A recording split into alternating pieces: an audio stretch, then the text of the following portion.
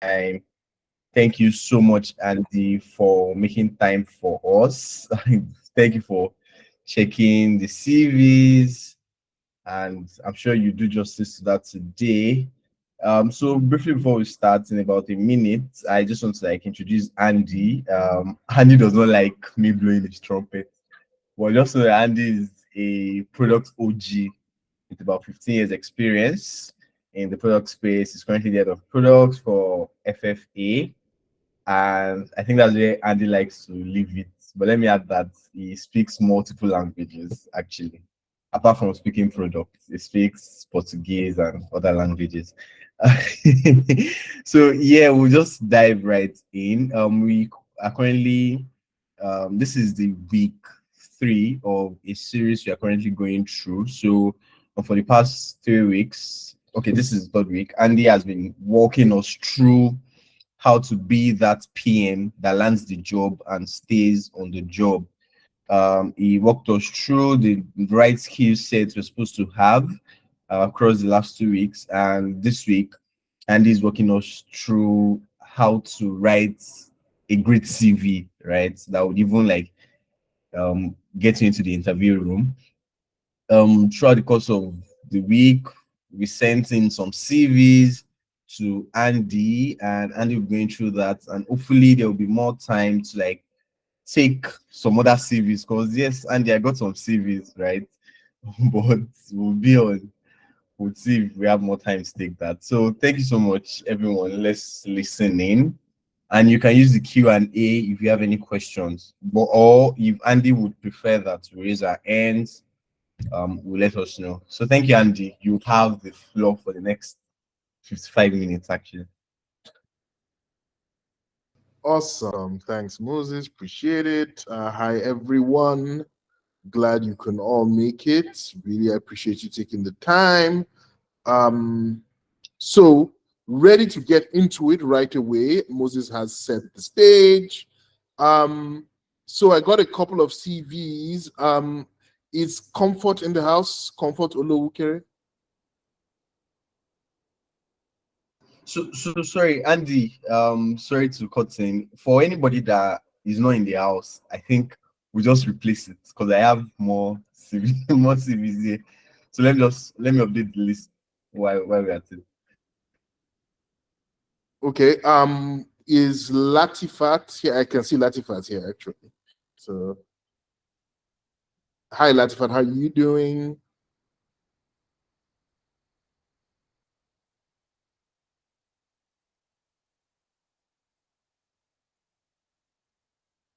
Hello.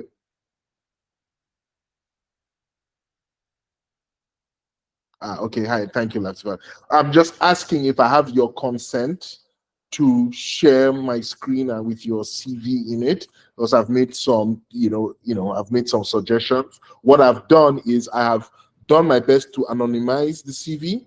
What I mean by that is I've taken out contact information and most other things except for like your top description and the actual different roles. I've removed everything else from my copy of the CV.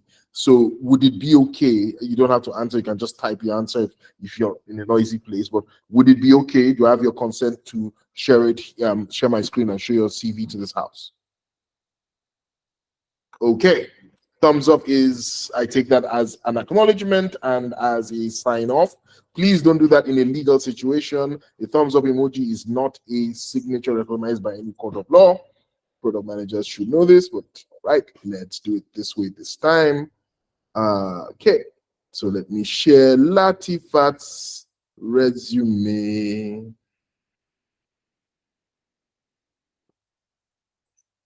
1 second, please.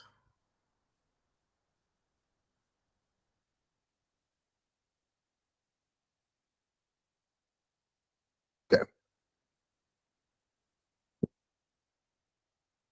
Okay. Can you all see my screen?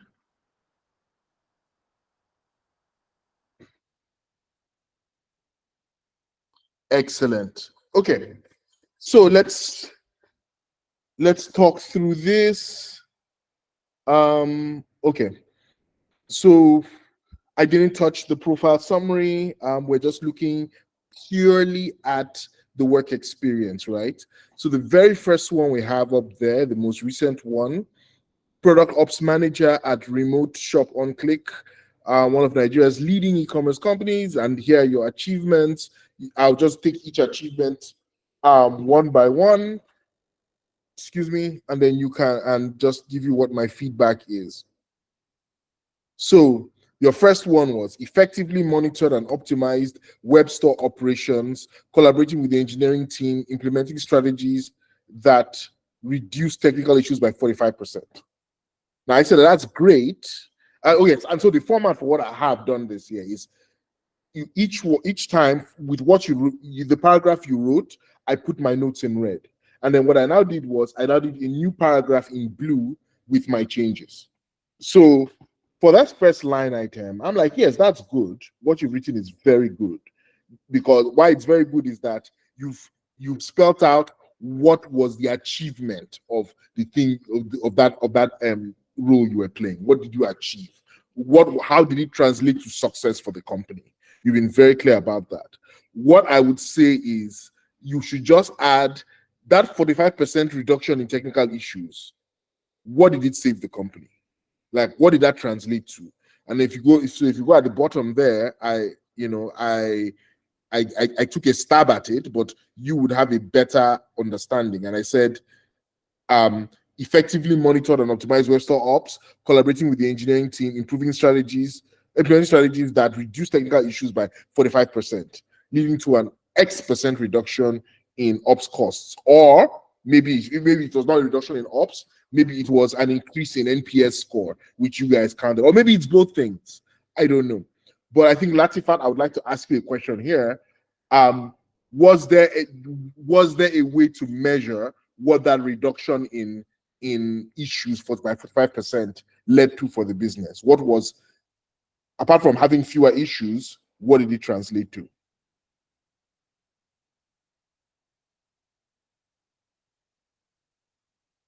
And if you can't speak, you feel free to just type in the chat.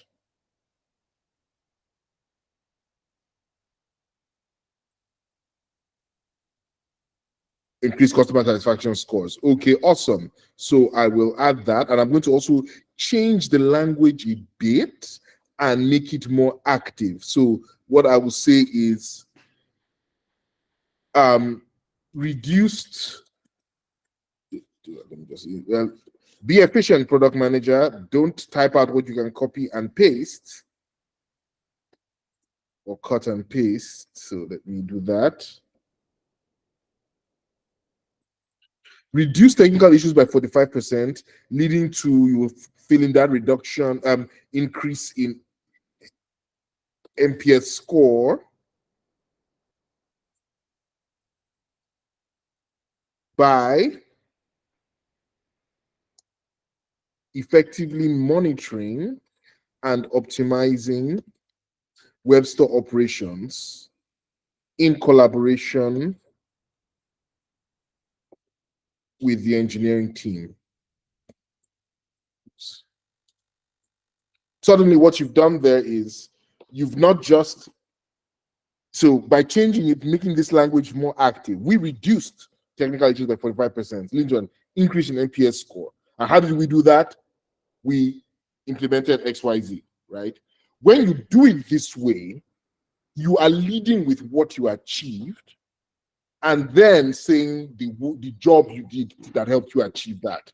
Because look, the hiring manager sees so many resumes each day telling her, I implemented strategy, I own the roadmap, I put tickets on Jira, I did all these things that are the day-to-day job of a product manager. And the hiring manager is saying, well, duh, I know you did those things. You are a product manager after all, but did you do them well? Did you do them in a way that led to victory and success for your company? So your line items, start them off strong with, this is what I reduced, right? So that's that one. So that's that one. Advocated for, the next one here, advocated for user-centric enhancements, leading to 30% increase to feature brainstorming. Now, 30% increase in feature brainstorming Good, but that's an output, not an outcome, right? What's the outcome? Having more features, brainstorming more features and having more features to test. Yeah, that's a means to an end, right? So what's the end? What did this yield? Did these brainstorms give you lead you to specific features, which in turn improve the business? So the way I've rewritten it here is I changed the word from advocated to championed, made it a bit stronger. Champion more user-centric feature brainstorming, directly leading to so many number of features which improve customer satisfaction or engagement or usage or something with the customers by a certain metric. So I will ask you at this point, Latifat, were there any particular things you could point to, particular features that came out of those brainstorms, and what did those features lead to in terms of an outcome for the business? So you can be typing that in the chat. While you're typing that in the chat, I'll move on to the next thing, and then we can come back to that and fill the CV when that's ready. I'll do that just to save time. All right, next one is enhanced order processing efficiency by 30% through streamlined procedures. And I said, great. Add what this saved the company. Again, so we've enhanced order processing efficiency by 30% by streamlining the product features. Now, if processing efficiency has increased, that probably means you've saved some money somewhere, or saved person hours somewhere, or you've increased margins, or all of the above, right? So tell me which one. So again, Latifat, when you're done with the first homework, this is the second homework for you. Tell me which of these things increased because of the increased efficiency, and I will add it to this list. Okay? And then the last one for this particular job is strengthen collaboration with the in-store personnel to boost inventory accuracy by 55%. And I will, again, change the language here, make it a bit more active by flipping this around and saying boosted inventory accuracy by 5%, saving X number of person hours through strengthened collaboration with in-store personnel. Again, you're leading with the accomplishment, you're leading with the achievement. And so here you have to figure out, because if it's efficiency, I was guessing that inventory accuracy is an efficiency issue, but if it's not an efficiency issue, that's if then you tell me. If it's just a simple matter of reducing error rates, reducing stockouts, things like that, tell me what those outcomes are for the business. So those are the 4 for this first job. I will go on to a next job, but before that, I just want to ask, is this making sense to everyone? Does anyone have a note? Does anyone have a question, a comment, a disagreement? Feel free to disagree. But I would love to hear from you guys because this has to be interactive. Yes, yes, go ahead, Mufi.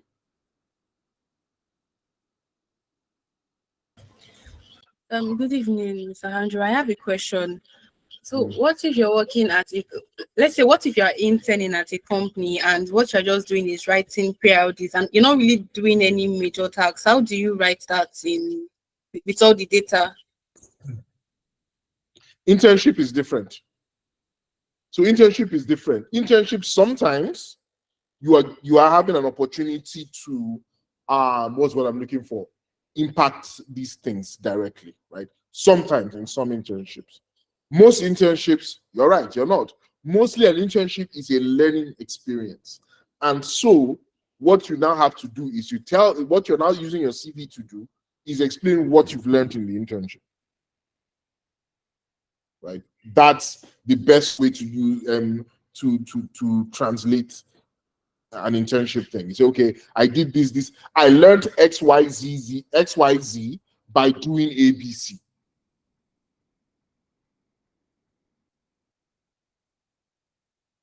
That was a great question. And any other questions? Okay, I see that Latifat has popped something in the chat. So efficiency issues that save time for the team and users. Latifat, I'm guessing you're talking about which one? Is it the enhanced order processing or is it the brainstorming features? Okay, the last point. Okay, so that is operational and the inventory accuracy. Okay. So 1 second. Efficiency issues that save time for the team and users. Okay.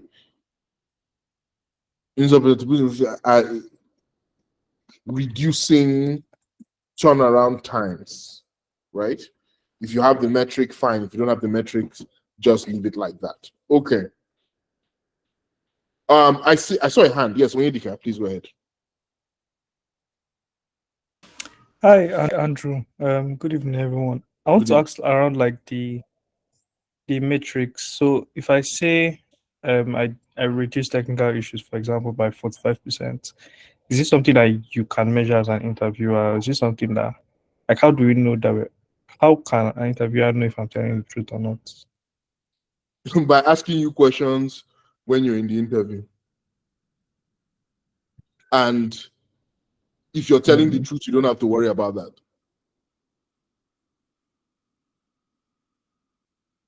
I hope you get my point. Yeah, Because, but then from my own... Sorry, go ahead. No, go ahead, please. Yeah, I wanted to ask, like, from my own perspective, for me to write this, I also have to be able to measure it like accurately internally as well. So if I say I reduce technical issues by 45, yes, I have to be able to say, okay, these were like total number of issues before, these are total number of issues now. Okay, makes sense. Definitely. Thanks. Yes, that's what you need to be able to do. You need to be able to so let me put it this way. If you're not already doing that as a product person, there's a bigger problem, right? The idea here, folks, is we're not just pushing paper, right? As product people, we believe that everything we do within a team, within a company, is moving a needle somewhere, right? We are either making the product better for the customer, and if you're making the product better for the customer, that should have a tangible outcome, like more customers using the product, fewer customers turning away, right? More customers able to get aha moment and achieve value. So more your analytics are showing more customers going through the entire customer journey. There are a bunch of metrics we have. And so if your outcome of the thing, if the intended outcome is improving the customer experience, we have lots of metrics that should point to that. And you should just day to day, by your very nature as a PM, be checking those metrics. If the goal instead of customer satisfaction is improved efficiencies, then there are lots of metrics to measure improved efficiencies, turnaround times, amount spent per particular thing, all of those metrics. And again, you as a PM ought to be tracking that. And in fact, that is how you show your internal team or your managers or the business side that what you're doing as a product manager is adding value. That is how you get buy-in, by being able to point to those metrics. And so by default, even if your entire company is not measuring these things, you as a product manager should be measuring them. Your credibility in the company relies on it.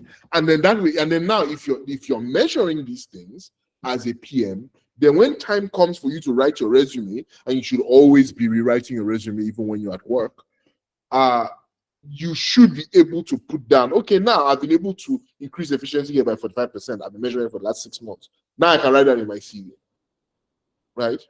Like, that has to be there.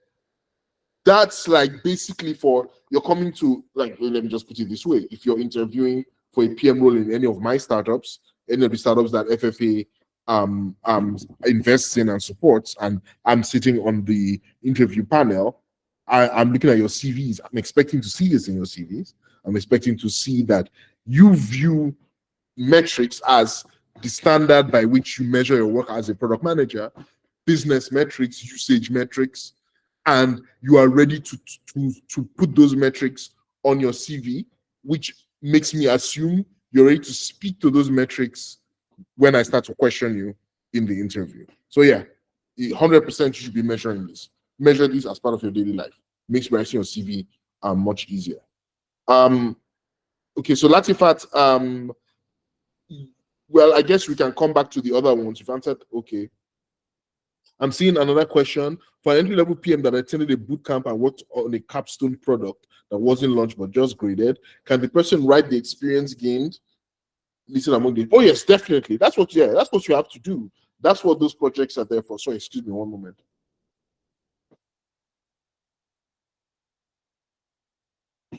I gotta take some water. Yeah, that's what those projects are for. So you can say, okay, this is what I did in that internship or in that boot camp. And this is what it taught me. This is what I learned. This is what I was able to practically do. And then that means me, if I'm hiring you at the entry level, I'm saying, okay, this person has really learned how to do this and they've done it live. Okay, sure, I can work with them. At that point, I'm not expecting you to tell me about business outcomes, right? So, yeah, so that works. Okay, any more questions before I move on to the next, to Latifat's next job? Alrighty, feel free to raise a hand at any point or pop more questions in the chat as we go forward. The next job is Associate Product Manager Intern. And so 3 things here.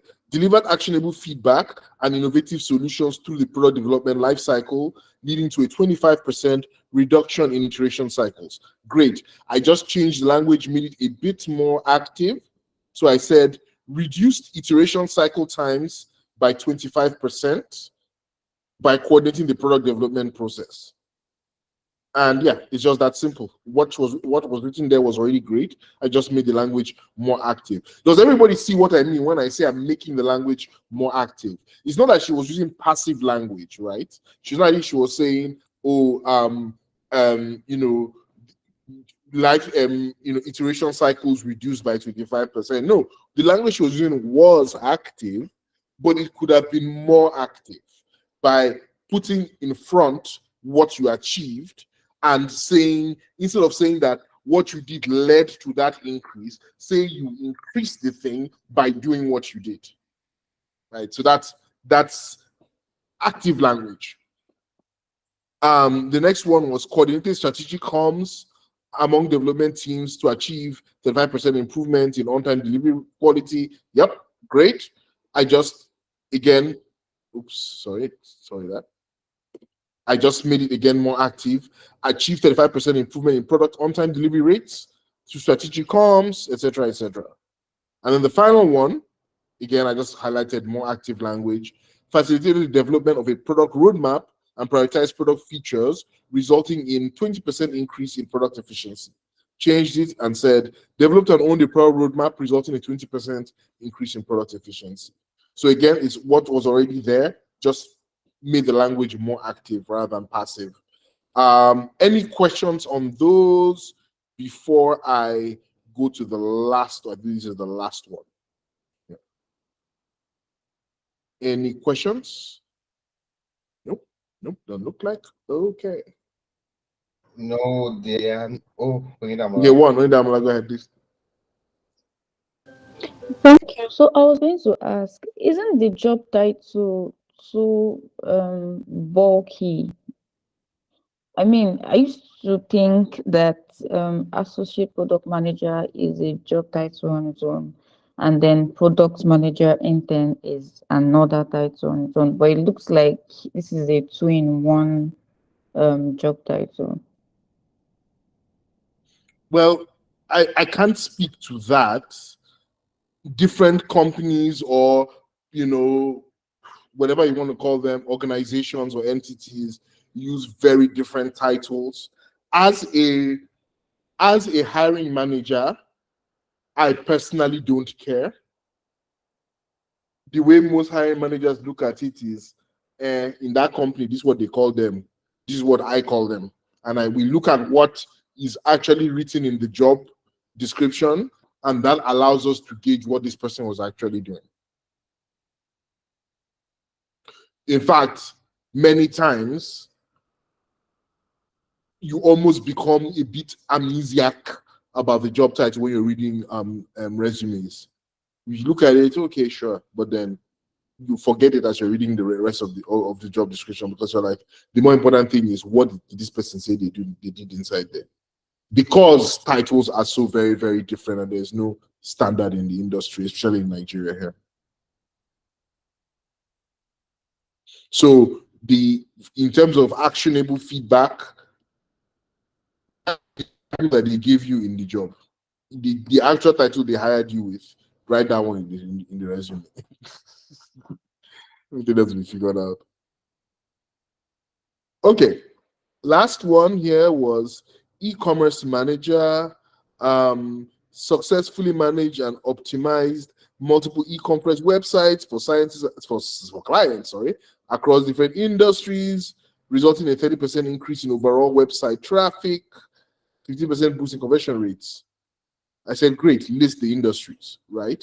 So here's how I said it. Successfully manage and optimize multiple e-commerce websites for clients across the diverse industries. Now you list them, resulting in a 30% increase in overall traffic and a boost in conversion rates. Another way you could do it is you could even itemize. You could choose to say, successfully manage and optimize multiple e-commerce websites for clients across diverse industries. And then you now go for each one, say fintech, 30% increase in traffic. Ag tech, 10% boost in conversion. Health tech, X% increase in Y. You could also do it that way. But you know, this was your chance to let your hiring manager know what areas you have some specific experience in. And especially if the job you're applying for is in one of those industries. Because remember, like I said in one of the previous sessions, you don't send the same CV out to every hiring for every job. If there is something you can tweak to make yours stand out for that job based on experiences you have that are most relevant to that job, highlight them. If there are things that are completely out of the way, remove them. So now, if you're now applying for a job in a fintech, and one of these multiple industries is fintech, I do believe you should list it explicitly. Don't waste that chance. Don't waste that opportunity. The next one was led collaborative efforts with the creative team to uphold brand consistency, contributing to a 25% improvement in brand rec and 30% increase in user engagement. Good, great, more active language. Here's how I rewrote that. Achieve 25% improvement in brand recognition and 30% increase in user engagement by leading collaborative efforts with creative team to uphold brand consistency. Same thing, I didn't add any salt and pepper, but I wrote it in a more interesting, active language.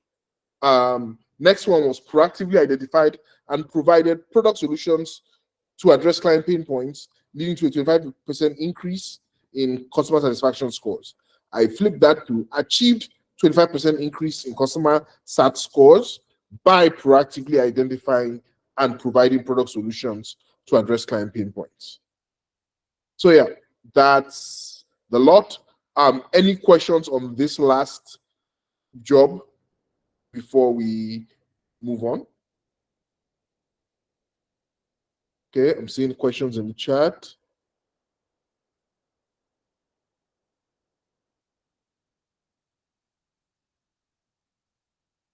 Okay, hold on. All right, good. Mr. Andrew, so if I set a goal to apply to 50 jobs daily, does that mean I have to tweak the resume to suit each job with 3 laugh one kill me die emojis? It's a fair question. Well, so here's the thing. What are you trying to achieve by sending out 50 applying for 50 jobs daily? That's the first question. So Afolashade, let's talk. So why do you want to send out 50 CVs a day? Let me just ask that question first. Hi, good evening, everybody. Good Mr. evening. I don't know. Sometimes, when you roll out CVs like that and apply to numerous jobs, some will reject, some will get you at interview level, so you don't know which one would actually call you for interview or even give you the job. So some people advise that you set goals and then you say maybe take 50 in a day or maybe 100 in a week and then just schedule it. So that's why I'm asking if you are going to tailor each resume, you are going to tailor the resume to each job description, because I've actually heard that before. So that's what I'm asking. It's a great question. I wanted to unpack exactly the way you were looking at it and understand it. And I thank you for your clarity in explaining how you're looking at it. And let me put it this way. The advice to apply to as many jobs as possible is good advice. It's very good advice. But it's a question of how do you apply to those multiple jobs at once, right?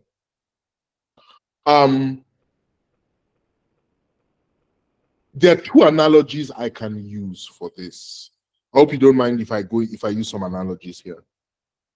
So I'm in venture capital, right? Like Founders Factory Africa, the company that employs me is a VC firm. And I obviously, I work, we're a VC firm with a difference. We have a product team. You don't often hear of VCs with a product team. I'm the head of product global. I have team members in Lagos, London, Nairobi, and Johannesburg across 3 different teams, which I lead: product, design, and engineering. And the reason why FFA has invested in such a big team is to support the startups after we invest in them, to help them build better products so that improve their chance of survival. But if you take away this, please don't take it away because I like my job, but if you take away that side of our business, the side that I'm on, we're still primarily a VC investing in startups. Let me ask, who here is familiar with venture capital? The concept or how it works? Just raise your hand if you're familiar. No hands, no hands. Anyone familiar with VC?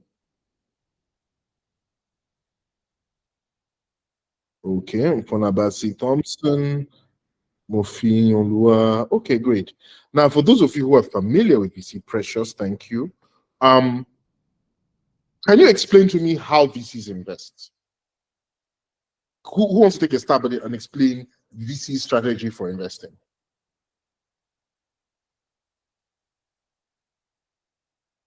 And just let's take this as a learning experience. Yes, Mofi, go ahead, please. Mofi Olua, yes, go ahead. Okay, I think I can try. Please, my background is a bit noisy. Okay, so I think they consider the market opportunity, like how big the market is, how much of the market you are targeting, and like how much of the market you can actually reach. Then, if there is an opportunity for repeat purchase, so like how so if a customer buys from you now, will they need to buy from you again, or is it just like a one-time thing? Like just consider how much money they can make in a specific period of time. Right. Excellent. Well put. Let me ask you a follow-up question. How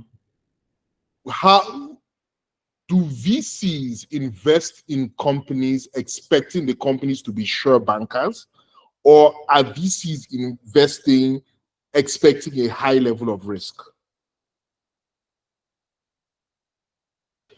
I would say both. They're expecting risk, but they also expect to make money. So we're expecting risk, but we're also expecting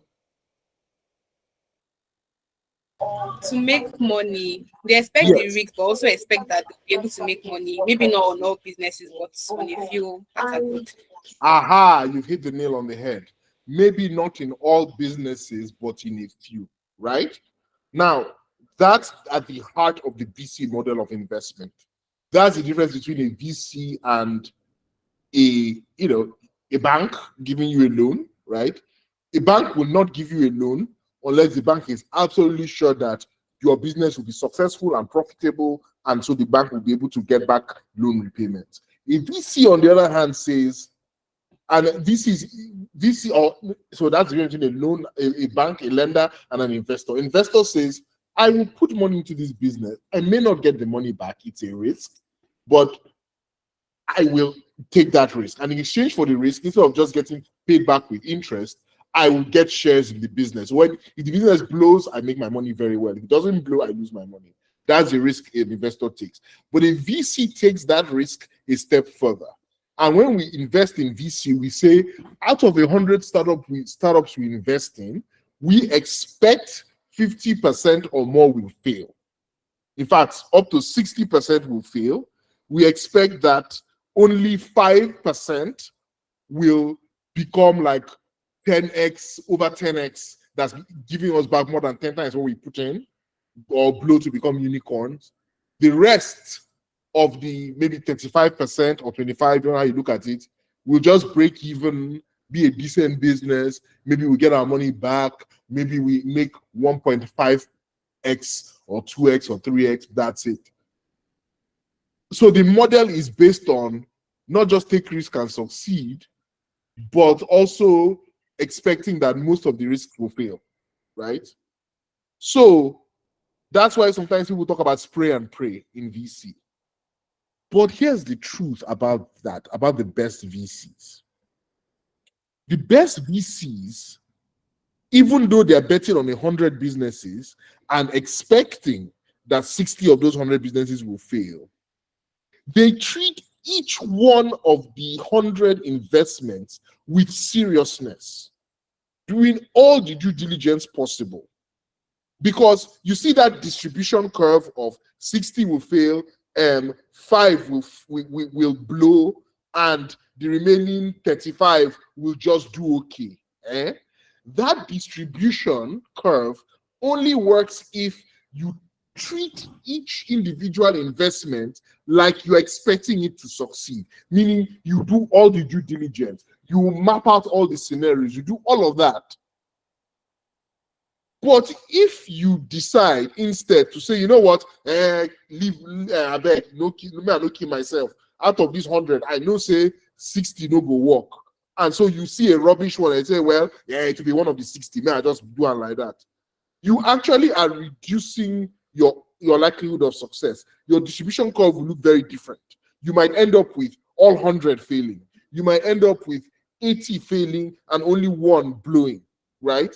You have to treat each of the 100 like it's going to be one of the 5 that blows and becomes a unicorn. And it's the same thing with CVs. Yes, the more CVs you put out there, the higher your likelihood for a callback. Because just like in VC, out of every 100 CVs you put out there, maybe only 20 will lead to a callback. Out of the 20 that lead to a callback first panel interview, only 5 will lead to a second panel. After the 5 and a case study, after the 5 that lead to a case study, only 2 will lead to a final interview with the CEO. Out of the 2, the final interview with the CEO, maybe only 1 will lead to an offer. And then they ask you for your paid slip and the whole thing scatters. But let's say that that's the curve.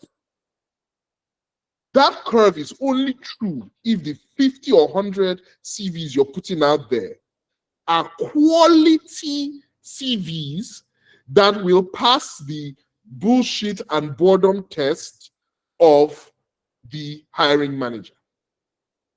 So if you're just doing the same CV, copy and paste, spray and pray and go, even if you send out 100 CVs, you really only sent out 4. So you are better served curating your CVs carefully for each job and sending that out, even if that reduces the output, the number of CVs you can send out, number of applications you can do in a day. So in that situation, quality over quantity. Now, the second question, because we're product people and we're here to solve problems, yeah?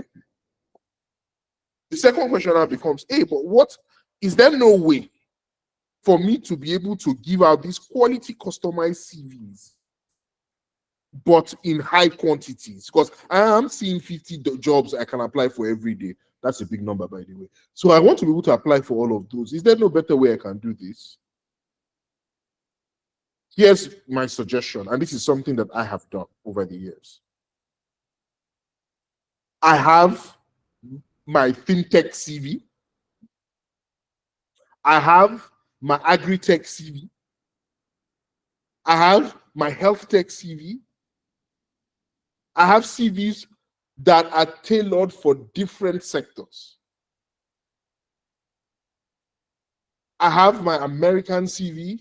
I have my European CV.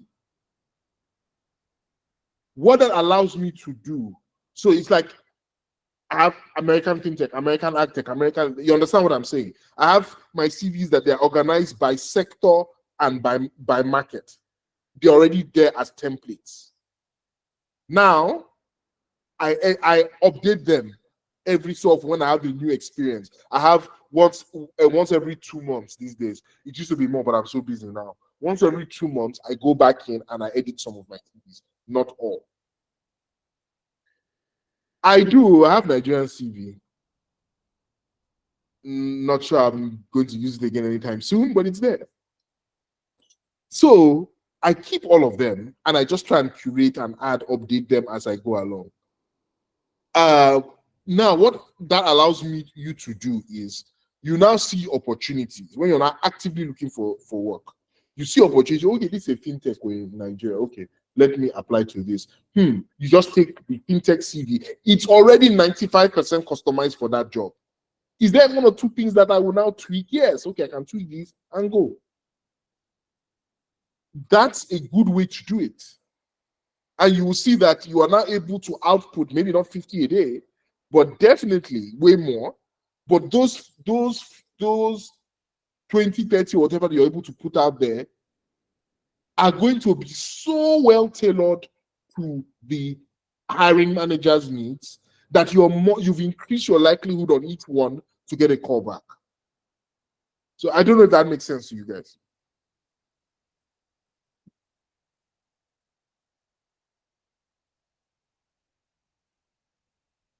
Okay. Any other question?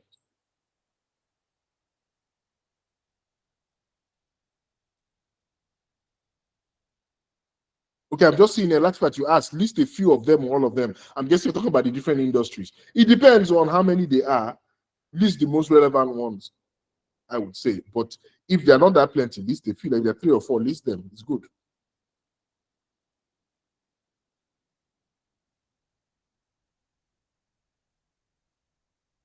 Okay. All right. Okay, let me see. For an entry-level PM that attended a boot camp and worked on a capstone project that wasn't launched but just graded, can the person write the experience gained? Oh, I think I've answered this. But yes, you can list the experience gained. Take second question. If you don't have up to 10 years experience, your CV should not exceed 1 page. Each experience should not exceed 5 bullet points. How true are the above questions? Well, see here, the shorter your CV, the better at the end of the day. Like that's just the truth. If I get it all on 1 page, good, right? If you can't get it all on 1 page, get all the good stuff on 1 page. The truth of the matter is that if you don't have, well, I don't know about 10 years experience. So. See, the truth of the matter is that 10 years experience is really depends. 10 years experience at 2 jobs, you may not have a lot to say. 10 years experience at 6 jobs, you may have a lot to say. You know what I mean? So it's tough to come up with a rule of thumb for these things. Speaking as a hiring manager, what I'm looking for is that if it's a 10-year CV, those first 2 or 3 jobs, like those are the most recent ones, like I'm looking to see how has this person grown? What kind of level of heat are they now bringing at this level, right? So the number of pages becomes less important to me at that point, but definitely should not pass 2. I don't think it's so hard for you, so yeah.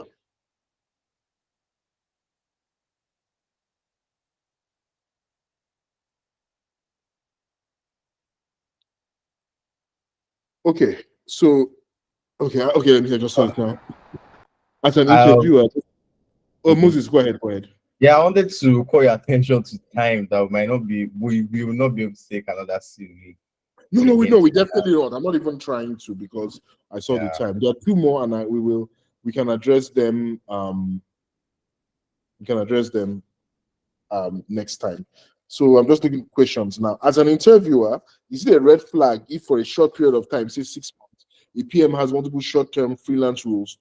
If it's freelance, it's not a red flag. Freelance means you were not employed, but you didn't have a full-time job, let me say, but you were actively working, finding gigs. That actually is a green flag. Especially if you are unemployed in Nigeria, we all know how the job situation is.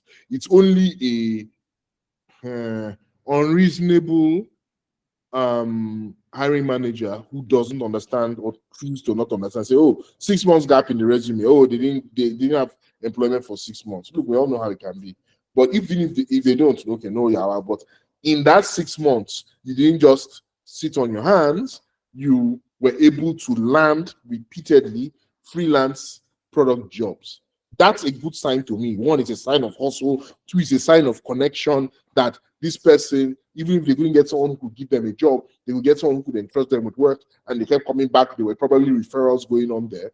That's not a red flag. That's a green flag. Always be looking for freelance work if you can't find something steady. Yeah. Oh, Latifah, go ahead, please.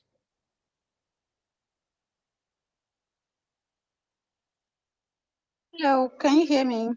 Yes, we can. Okay, thank you very much for the CV review. I have a question. You know, there's this advice that if the role is not relevant to the job, don't impute it. Let's say this year, I haven't had a role specific to PM. I've not had a full-time employment, but I've been busy in the career path, studies, taking courses, volunteering for companies and organizations. How do I put it like that on the CV, or do I just wait to get to the interview and then when asked, I can explain myself? What would you advise? Okay, the volunteering, and so was it product related volunteering? Yeah, it was product related, but I wasn't Okay, exactly it was, building any products or working with engineers and designers. you were working, did you say you were working with engineers and I designers, or you were not? I was not. Okay, but it was kind of product in a way. Yes. Okay, I don't want to like pry too much, Okay. but if I that's the was case, I could huh? lead some I could give some few details. Okay, I please do. I was taking a full-time studies from art school while taking some other PM courses from other sites. And also I was volunteering as a podcast coordinator for a product podcast that brings in product managers to talk about product related topics. Then I was Okay, also volunteering for another product related, but everything was product related, except it wasn't like an employment. Do okay, you get my question? yes, okay. So yes, so if it was product related but not employment, you can list it. If it was courses, you can list courses. List courses, say that you were doing the course the whole time there. It explains the gap in the resume. If it is completely out of the way, like say, okay, now, okay, well, let's look at something like a product podcast now. You're just facilitating the product podcast. I would list it, but not in the timeline. So that's something you put at the end of the CV. But it's good to have it there. You With can put date? that even within the like where you would put education and be clear that exposure to multiple product leaders, experienced product leaders, blah blah blah. You put it there alongside your training because that was part of your training. That's not a job. You were not executing on product, so you don't list it in the product jobs and achievements. You list it as part of what helped you develop your product sense. Some interviewers will countenance it. Some will just say, no, that's rubbish. I don't care. But You never know. So add it, but add it in a way that shows that you respect the difference between a product job and a job that exposed you to product, right? Which was more of a learning experience. So put it over there.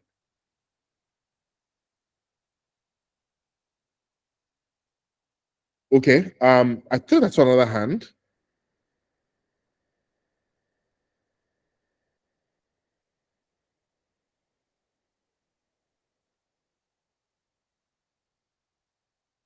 No other questions? Okay, me, I'm happy to end it early, 6 extra minutes.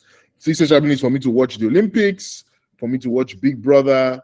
Yeah, so happy to end it 6 minutes early. I mean, Andy, thank you so much. You've done more than enough for us. Please let's start appreciating Andy. Let's send in our love, our claps. What else do we have here? Yes, thank you so much again for tonight, Andy. Sorry, don't mind my dry joke, but this came in handy. Thank you so much. Oh no, well, I'm still okay. There's still some hands raised, so that means people still Okay, have let's questions. just take the few hands, then yeah, we'll just wrap it up there. So I'm seeing Mary's hand is up. Yes, thank you so much, Mr. Andrew, for this section. Thank you, Moses. So my question is more of how can we access the recording? Yeah, so the recording will be on YouTube. Sorry we've not updated the ones from last week. We had some internal, so we'll update everything on YouTube during the course of the week. So you can check back, check our YouTube channel at Oh, People in Product. Yeah. okay, thank you.